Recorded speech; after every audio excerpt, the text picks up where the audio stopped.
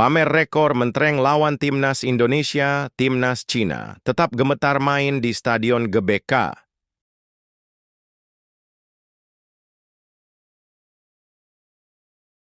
Timnas Indonesia dapat kabar buruk dari Liga Belanda.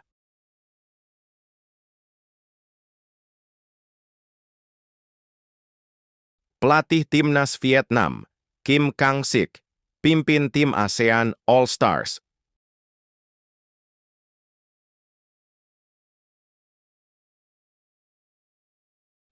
Rotasi Nova Arianto berbuah manis. Keputusan tepat untuk Timnas U17 Indonesia.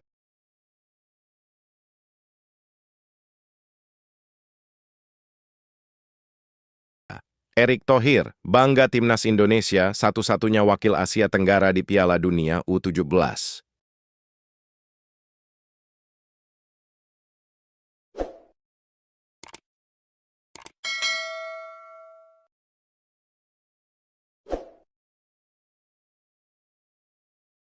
Pamer rekor mentereng lawan Timnas Indonesia, Timnas China.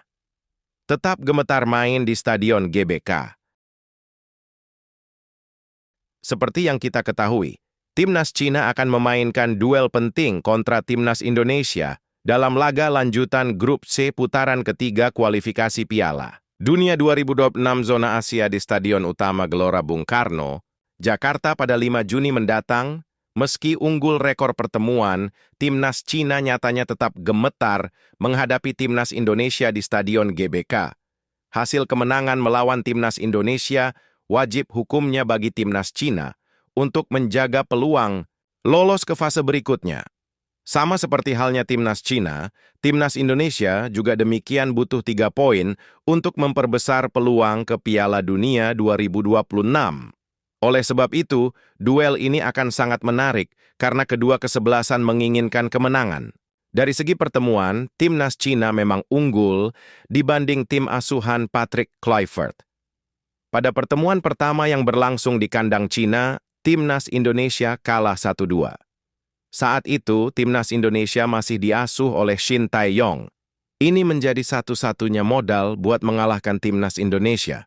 Seperti dilansir dari media Cina, 163, statistik pertemuan itu bisa jadi motivasi para pemain. Ini laga yang tak ada opsi selain menang. Hasil imbang saja sudah cukup untuk menyingkirkan Cina dari persaingan ke babak berikutnya, tulis 163. Secara rekor pertemuan, Timnas Cina unggul telak atas Indonesia dalam 68 tahun terakhir. Modal itu membuat peluang menyapu bersih 2 pertemuan cukup terbuka. Pada leg pertama, Timnas Cina sukses mengamankan kemenangan 2-1 di kandang sendiri. Jika skor serupa bisa diulang di laga tandang nanti, tentu itu jadi skenario ideal bagi skuad negeri tirai bambu, sambungnya. Meski begitu, 163 dalam artikelnya khawatir dengan keangkeran Stadion GBK. Dari semua lawan yang bertandang ke Jakarta, baru Timnas Jepang yang bisa memenangi pertandingan saat melawan Timnas Indonesia. Tim besar lain seperti Arab Saudi bahkan dibuat keok di hadapan puluhan ribu supporter. Kemudian Australia dipaksa bermain imbang tanpa gol oleh Jay Itzes dan kawan-kawan.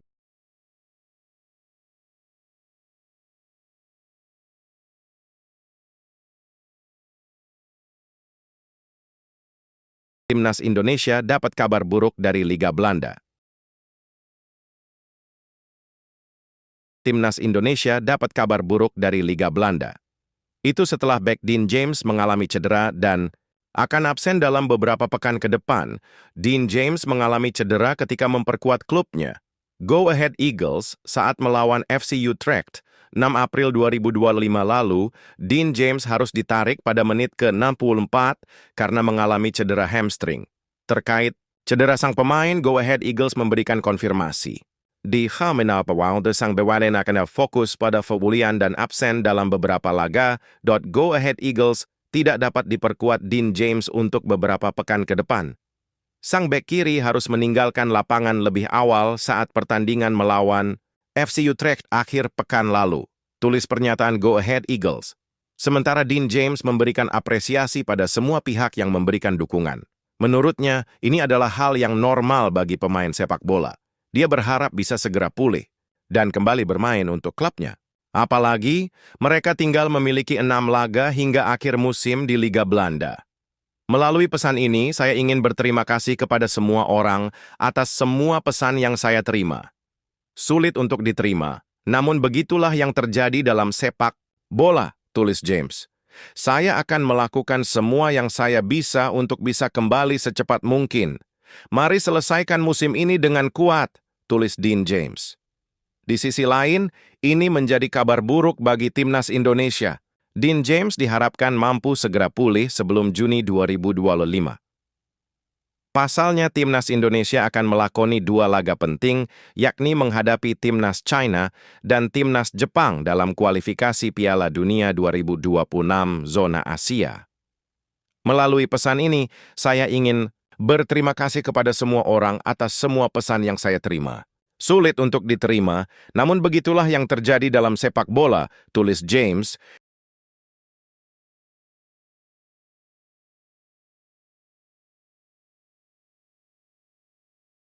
Pelatih timnas Vietnam, Kim Sang-sik pimpin tim ASEAN All-Stars.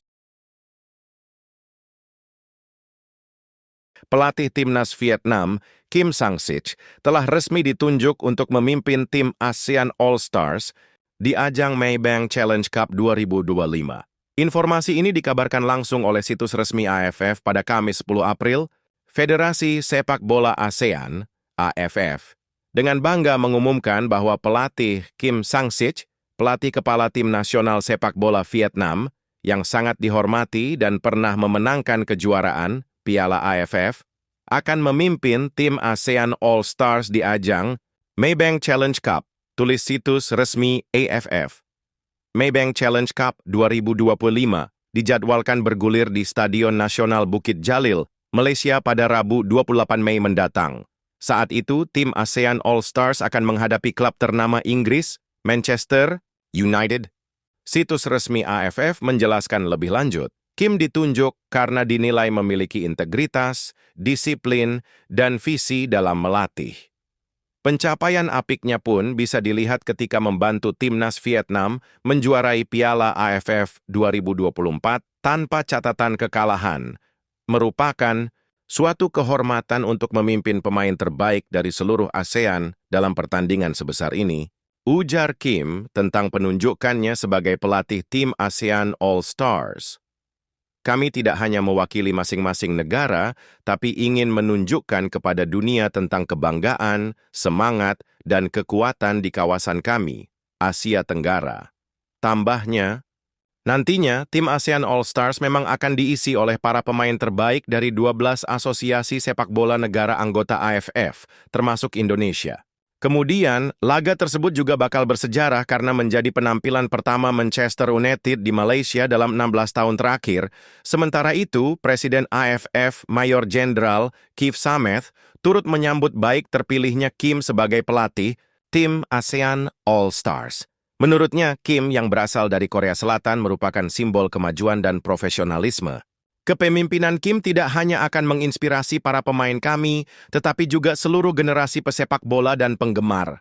Pertandingan ini merupakan momen kebanggaan bagi kawasan kami, dan pengingat bahwa sepak bola benar-benar dapat mengangkat kehidupan, kata Mayor Jenderal Keith Sameth.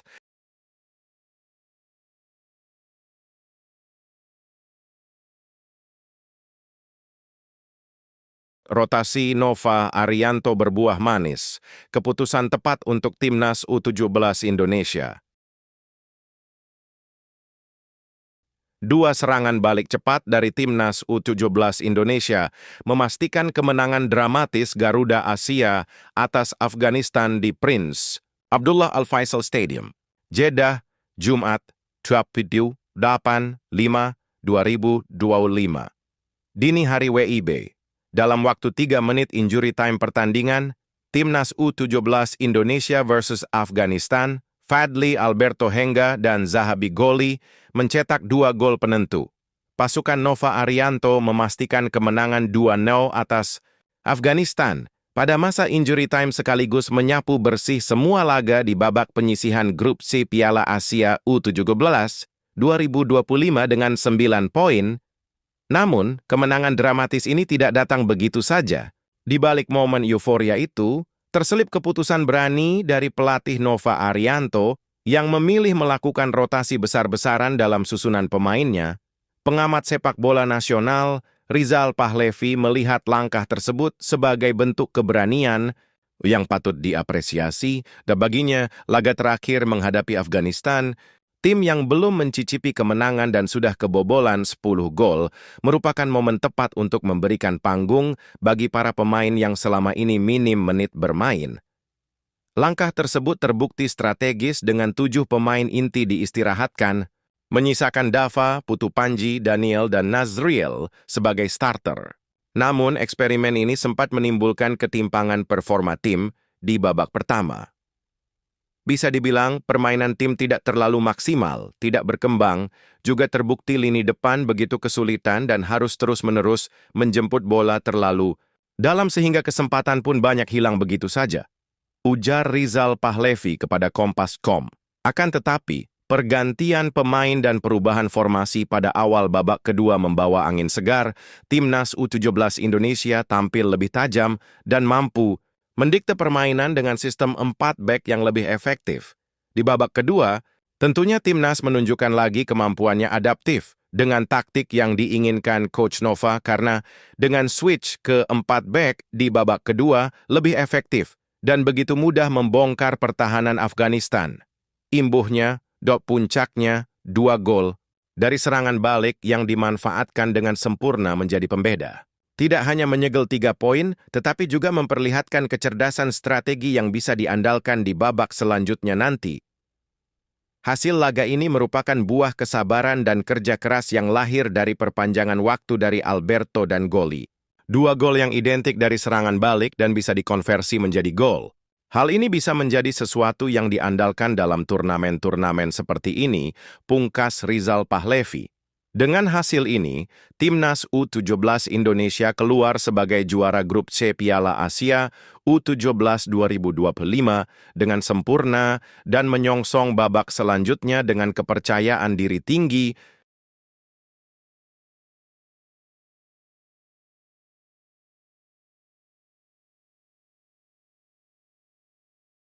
Erick Thohir, bangga Timnas Indonesia.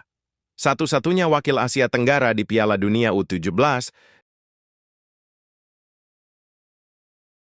Ketua Umum PSSI Erick Thohir menyatakan bangga bahwa Indonesia menjadi satu-satunya tim Asia Tenggara yang lolos ke perempat final Piala Asia U17 2025 dan sekaligus lolos ke Piala Dunia U17 2025. Timnas U17 Indonesia menutup laga terakhirnya pada grup C dengan kemenangan 2-0 atas Afghanistan berkat 2 gol menit tambahan babak kedua yang dilesakkan Alfredo Henga dan Zagabi Goli di Jeddah Jumat dini hari WIB 11 April 2025. Timnas Indonesia mengumpulkan poin sempurna 9 untuk finish sebagai juara grup C. Erick bangga dengan pencapaian tersebut. Kemenangan atas Afghanistan memastikan Timnas U17 menjadi satu-satunya tim Asia Tenggara yang lolos ke babak 8 besar Piala Asia U17. Kita terus berikan yang terbaik untuk Merah Putih, kata Erick dalam akun Instagram miliknya di Jakarta pada Jumat. 2 kontestan Asia Tenggara dalam turnamen, yakni Thailand dan Vietnam, tak dapat berbuat banyak dalam Piala Asia U17 edisi tahun ini. Thailand menjadi juru kunci grup A dengan tanpa poin setelah kalah dalam 3 pertandingan, sedangkan Vietnam yang berada di grup B lebih baik dari Thailand karena mengoleksi 3 poin dari 3 kali imbang yang tak cukup membawa mereka lolos karena menjadi juru kunci. Indonesia juga menjadi satu-satunya tim ASEAN U16 Boys Championships 2024 dulu Piala AFF U16 yang melaju ke babak berikutnya setelah Thailand dan Vietnam yang masing-masing menjadi runner-up dan peringkat 4 ASEAN U16 Boys 2024 gagal lolos. Australia yang menjuarai turnamen di Solo itu juga harus gigit jari karena hanya finish posisi 3 grup B di bawah Jepang dan Uni Emirat Arab. Walaupun demikian, Erick Thohir mengingatkan Indonesia U17 bahwa persaingan pada babak perempat final Piala Asia U17 2025 akan berjalan lebih ketat ketimbang fase grup. Persaingan di babak 8 besar akan lebih tinggi. Kami akan menyiapkan mental para pemain agar lebih siap dan meningkatkan kerja sama tim agar semakin solid, kata Erik. Pada perempat final, Indonesia akan menghadapi runner-up Grup D, Senin pekan. Depan pukul 21 WIB. Kepastian lawan Indonesia belum ditentukan, tapi untuk saat ini runner-up Grup D ditempati Tajikistan dengan koleksi 3 poin